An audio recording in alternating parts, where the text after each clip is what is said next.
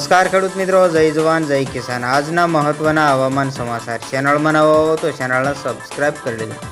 હવામાન વિભાગ અને હવામાન નિષ્ણાતો દ્વારા પ્રી મોન્સૂન એક્ટિવિટીની આગાહી કરવામાં આવી છે।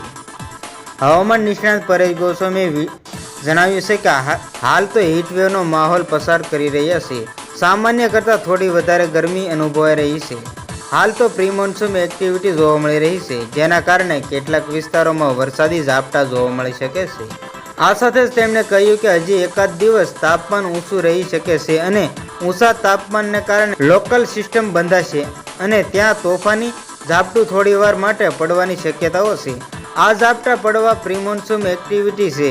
આવા ઝાપટા દર વર્ષે જોવા મળતા હોય છે। હવામાન નિષ્ણાત પરેશ ગોસ્વામીએ એમ પણ જણાવ્યું છે કે 11 તારીખથી ગરમીમાં સામાન્ય રાહત મળી શકે છે। 11 થી 14 તારીખ સુધી આ ઝાપટા સામાન્ય અને છૂટા છવાયા જોવા મળી શકે છે। સામાન્ય રીતે રાજ્યમાં 15મી જૂને અને કેરળમાં 1લી જૂને ચોમાસું બેસતું હોય છે અને હવે 12 દિવસમાં શ્રીલંકા સહિતના ટાપુઓ પર ચોમાસું એન્ટર થાય તેવી સંભાવના છે। ગુજરાતમાં 15મી જૂનની આસપાસ ચોમાસું એન્ટર થતું હોય છે। તે તો નિયત સમય કે કદાચ થોડું વહેલું આવી શકાય છે।